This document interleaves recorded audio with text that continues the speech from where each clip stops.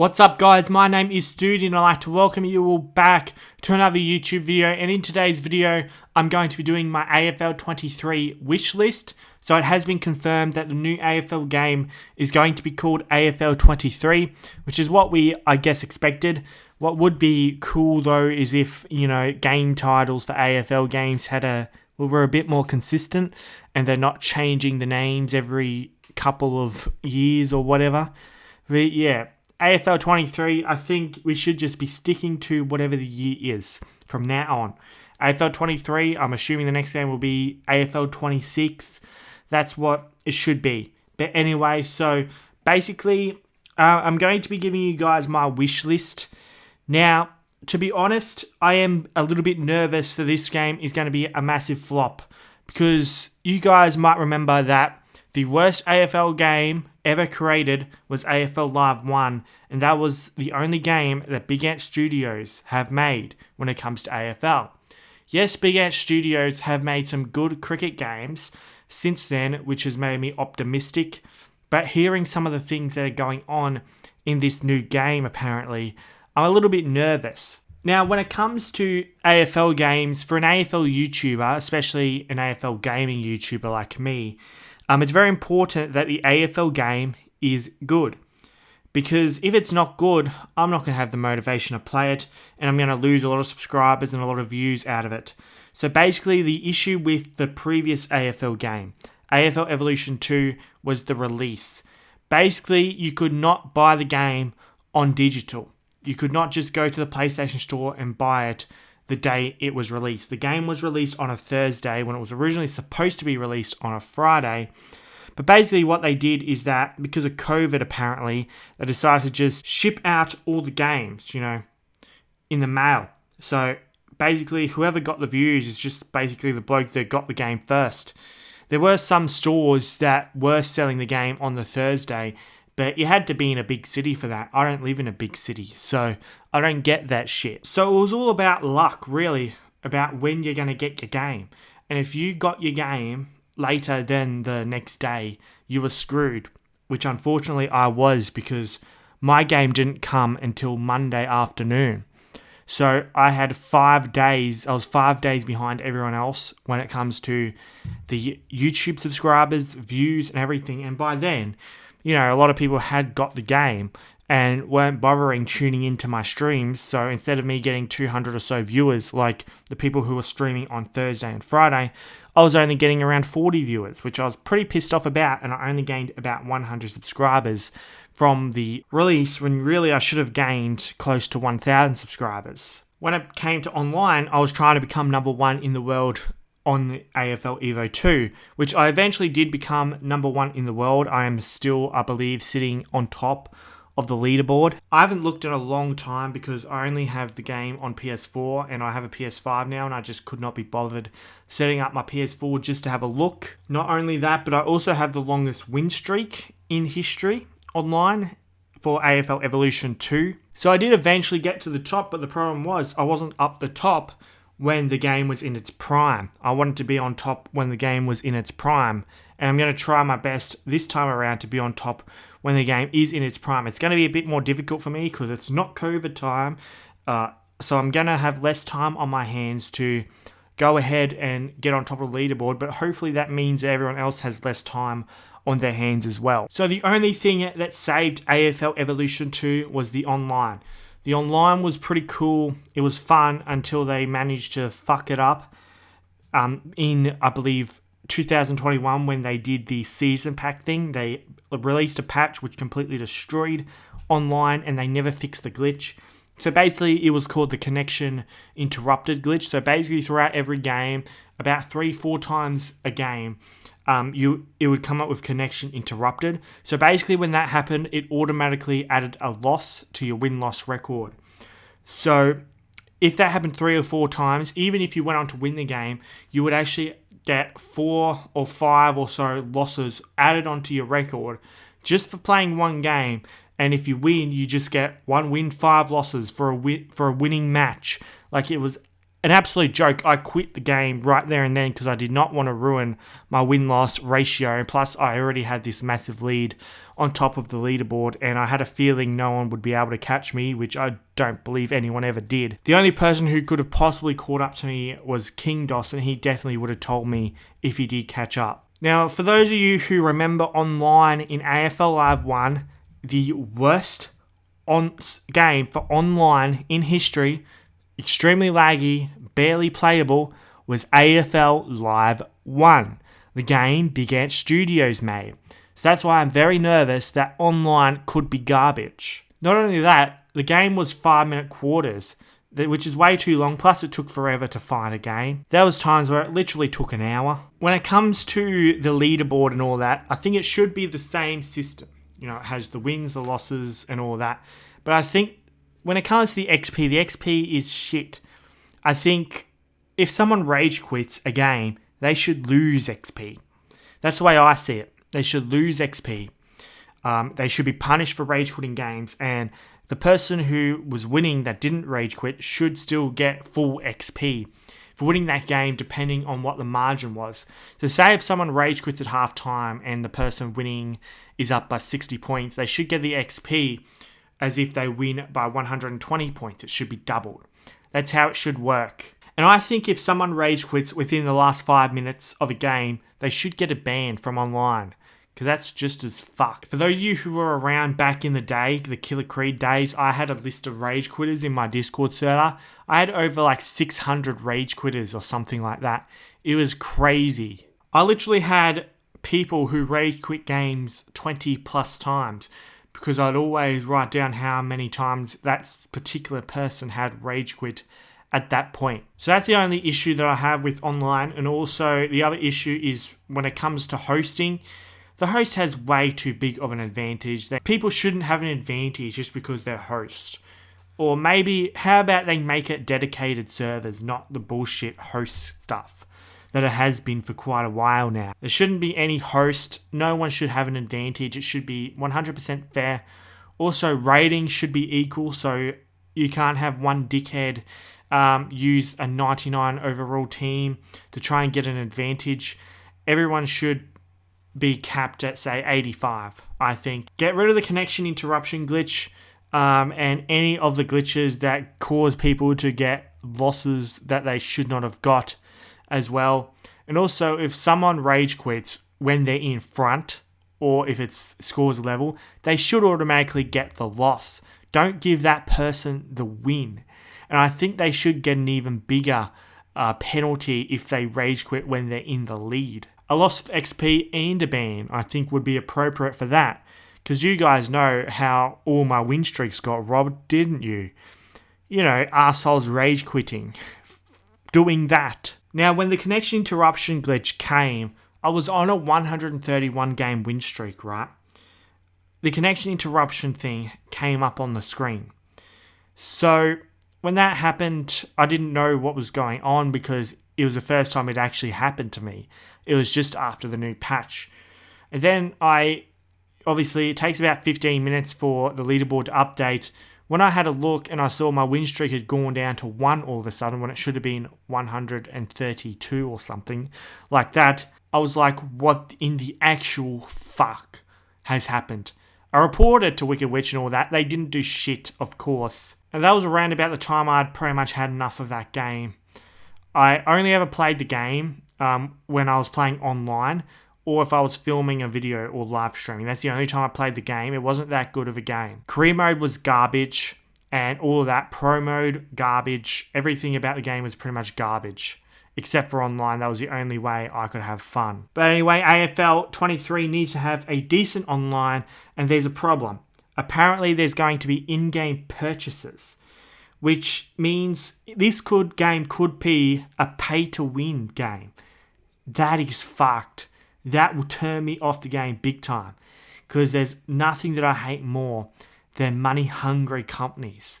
You know, 2K does the same shit, but I don't play the shit that you need money for. I only play my NBA on 2K because everything else is just shit. There's a rumor that there's going to be an ultimate team. Now, this is all the FIFA nerds, I don't play FIFA because soccer is the shittest sport on earth. I've never played it, so I don't know how Ultimate Team works in the FIFA games. But if it's anything like the NBA games, my team, I'm not going to be interested because I don't like it. I don't find it entertaining, fun, or whatever. It's just stupid, to be honest. Not only that, if you have to pay money to get the better players, then what's the point in that? Certain players are just going to have an advantage. Basically the rich are going to have an advantage. I am pretty rich, so I can obviously afford to buy a shitload of good players and all that. But I'm not going to do that because it's a waste of my money still. Like, even though I could easily burn $1,000 and it won't really do much to me, but I don't want to do that because I'd rather spend that $1,000 on something useful. Because as you get older, you don't want to spend your money on pointless shit anymore. Like 6-7 years ago, I probably would have dropped $1,000 on the Ultimate Team shit just to get an advantage online. But now that I'm older, I'm not going to do that because I just don't want to. So if there's going to be in-game purchases, it needs to be for something like a DLC or to buy maybe old teams or something like that, which will bring me onto another point later on. About older teams. However, if they still have the community thing, I'm sure people will create their own old teams, but people, especially if they weren't around for the periods, aren't going to know exactly how good certain players were, so the ratings are probably going to be all stuffed up, which is another point that I'm going to be talking about in this video. So up next, I want to talk about career mode. Now, from what I heard, there's definitely a career mode. It's called management mode or something like that. Now, the career mode in the recent games, ever since 2007, all the career modes have been shit for one reason or another. It's always been unrealistic ratings, unrealistic results, or just simply some bullshit like you're the manager, and if you finish lower than 10th on the ladder, they sack you into the VFL. Like, that's shit. What if you're using a rebuilding team? Why would you get sacked after one season of a rebuild? That's bullshit. That's unrealistic. So here's what I think. If they're going to have that managing bullshit in the game, fine. Have it in the game, but have another mode, right? Call it My AFL, My League, whatever. And it's a league fully customizable. You don't get sacked for having a bad season. You can customize whatever. You can change rules. You can make draft classes. Draft classes would be awesome if AFL would let us do it in games. We could definitely do an AFL YouTuber's draft class. How sick would that be? How sick of a video would that be? Good teams should be winning every game. You can't do rebuilds in any AFL game since 2007 because the results are so unrealistic. It's literally random. Like, the ratings have nothing to do with the results at all. And if you're simulating, for example, the only way you will win every week is if you put the difficulty on really easy, and you'll lose every week if you put the difficulty on really hard. The difficulty doesn't make a difference anyway because the results are random. So even if you have a really good team, if you put the difficulty on really bad, you're going to win the wooden spoon. And if you have a really trash team, if you put the difficulty on really easy, you're going to win the flag, go undefeated. That's how stupid of a concept it is. So realistic results is a must, and also scoring as well. The scoring is really messed up. They have a game where both teams score 20, then they'll have another game where both teams score 160. And that's never going to happen. It's absolutely retarded. Smashing should happen more often because every game is either like a weird sort of smashing, like a 70-20 game, or it's like super close simulated games, like within a kick of each other. Like, it's just really dumb. We need realistic results. That's what we need, so we can do rebuilds, because that's the challenge I enjoy in 2K, doing rebuilds and things like that. You just have never been able to do it in AFL games since the year 2007. Realistic player ratings and player aggression is something that needs to be in the game for the career modes. Now, there's an issue that players seem to always be severely overrated in AFL games. I could easily go ahead and change the ratings, but at the same time, I don't want to potentially stuff up my teams for online if, the ratings aren't automatically even online. So that's an issue. I'd have to go on a different account to play online and then a different account to play offline. That's ridiculous. So Big Game Studios should do their job and give us some realistic player ratings, because that would really help in making results realistic. Say in 2023, you shouldn't have North Melbourne winning the flag. Like maybe in 2030, that might make sense when they rebuild and all of that in the game. But in 2023, that won't happen. And also player regression. The problem is that once you get, say, 7-8 years into the future, you end up with 1 million players in the 90s ratings. And you've got players that would never be a superstar caliber player, like rated 90, just because they don't regress. And by the time they're 31, 32 in the game, they're like 99 overalls. It's dumb. And players should have, once they get to a certain age, their rating should start going down. And if they happen to get a serious injury, such as tear their ACL, their rating should go down maybe. And certain players should have different peaks. Players that regress. There's certain players that regress early. Now, there's a lot of guesswork in it if there's players that haven't quite reached their prime yet. But a player like Patrick Cripps, for example, regressed really early.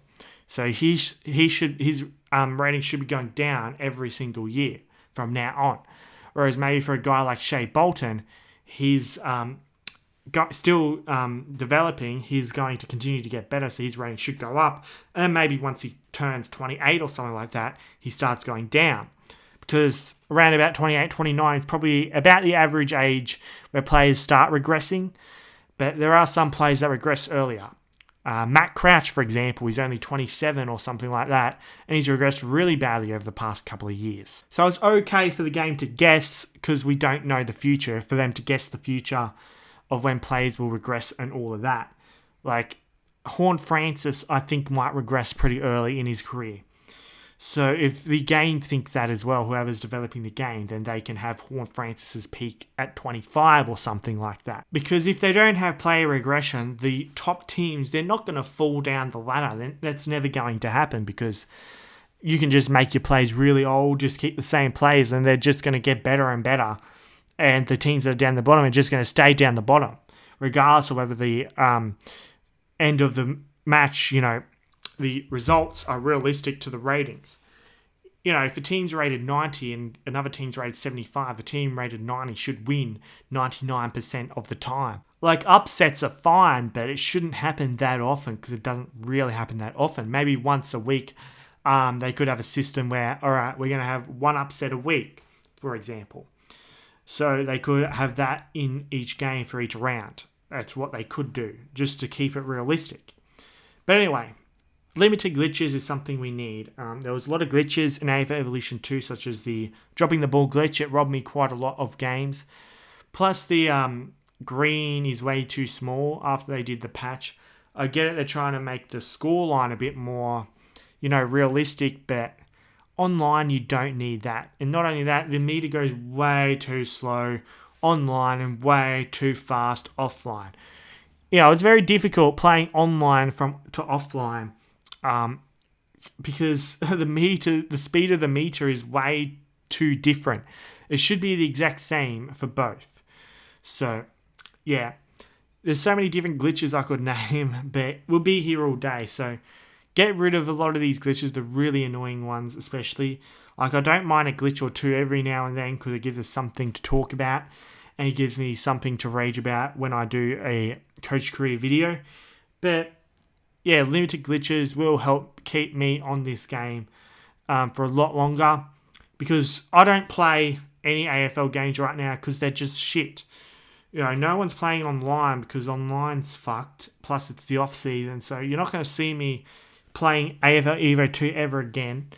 You can guarantee that my career is over on AFL Evo 2. Alright, another thing that should be added is stats.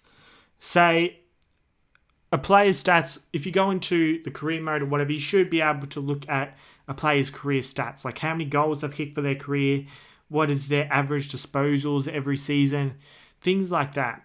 Any records, like AFL records, you should be able to go in, look and see who holds a leading goal kicker record. Maybe you could make a player in your career mode, and then over time, he actually goes ahead and beats records. That would be really cool. If we're able to see all of that. Not only that, premiership history. They should have the list of premiers, just like NBA 2K has a list of premiers, and say if you play 10 seasons, you can see who's won the flag for all those 10 seasons that you yourself has played, just like you can in NBA 2K, because I can guarantee you, in AFL Evo 2, AFL Evo 1 or whatever, you don't remember who wins the premiership every year. You don't if you play 10 seasons. You might remember how many premierships your team has won, but you're not going to remember a season from 3 years ago. But I'd like to go back and have a look and remember, oh yeah, I remember when that team won that flag. Jesus, that player from 10 years ago in this career mode was really tough to play against, you know. He kicked 1,200 goals for his career, something like that, because I'd love to be able to go back and have a look at that. Another feature, all those features I think are that I've talked about are a minimum of what should be in the game. This one is a bit of an extra, and this next one is, instead of doing the Ultimate Team bullshit, wasting their money and time on that. Well, to be fair, they're going to earn all that money back since they're trying to scam us all into buying cards or whatever, on in-game cards, you know, not even real cards. But anyway, in NBA 2K, you can actually go back in time. You can play in the 80s, the 90s, play with actual players from that period, with actual ratings of how good they were in that period. It'd be pretty cool if you're able to do that in this game, like go back to the 80s where Hawthorn and Essendon were dominating. Maybe you could see if you could play as your favourite team and knock those teams off. Maybe go back to the 70s, back when it was Richmond dominating, or even go back to the 20s and 30s when Collingwood won like 13 premierships by 1939 or something like that. Actually, I think it was 12 premierships. But yeah, Collingwood had a lot of premierships very early on. Or you could go back to the year, I don't know, 2010, try and get St Kilda to win their first premiership in a certain amount of years or something like that. Try and change history a bit. You know, that would be really cool. And then you could have a draft and old players that were in that actual draft are in the draft, and then you can change the course of history.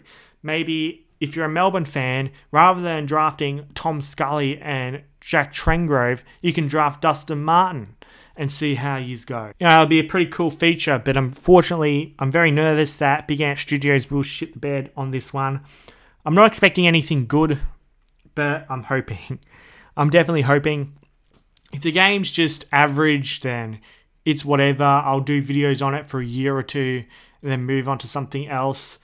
But yeah, so that's my wish list. Tell me if you feel like I've missed anything. Tell me if you don't agree with some of the things I've said or whatever. But don't go in the comments. Tell me AFL Live 1 was good, because it isn't. It's absolute shit. And if you thought that game was good, then you're a complete and utter idiot, to be honest. How can you think a game that didn't have career mode, had an awful online, was good? And a game that, to make a team, right, you could create your own team, but you had a salary cap. Like the salary cap bullshit. You couldn't make a super team or anything like that. It's a joke. It was a terrible game. No features at all. Plus the gameplay was kind of shit.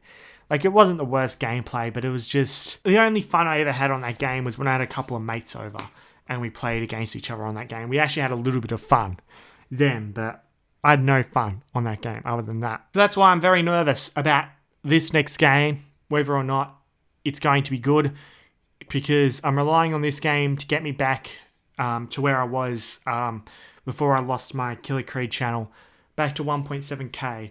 At least I think this game should elevate me to that at some point this year. So I hope you've enjoyed this video. Don't forget to subscribe, like, and comment more content like this.